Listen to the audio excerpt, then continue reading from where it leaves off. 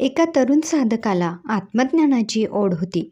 तो दूर हिमालयात एका प्रसिद्ध गुरुकडे गेला आणि नम्रपणे म्हणाला, गुरुदेव, मला आत्मा काय असतो हे जाणून घ्यायचं आहे. कृपया मला आत्मज्ञान द्या. गुरूंनी त्याच्याकडे पाहिलं आणि हसून म्हणाले, ठीक आहे, पण त्याआधी मला एका प्रश्नाचं उत्तर दे. तू कोण आहेस? तो तरुण म्हणाला, मी अमुक गावचा अमुक नामक मुलगा आहे. गुरु म्हणाले, ते तर तुझं नाव आणि गाव झालं. मी विचारलं, तू कोण आहेस? तरुण विचारात पडला. मग म्हणाला, मी एक शरीर आहे, हाडं मांसाचं.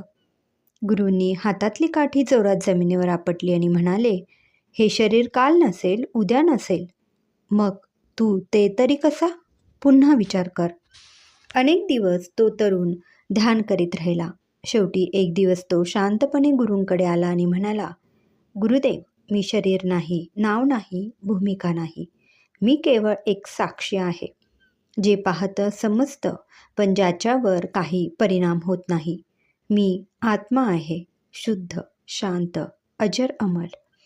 गुरु आनंदाने म्हणाले, आता तुला उत्तर मिळालं आहे. हेच आत्मज्ञान आहे.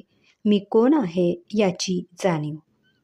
तात्पर्य, खरं आत्मज्ञान हे बाहेर शोधून सापडत नाही, तर अंतर्मनात डोकावल्यावर प्रकट होतं. मी कोण आहे हा प्रश्नच अध्यात्माची खरी सुरुवात आहे. धन्यवाद.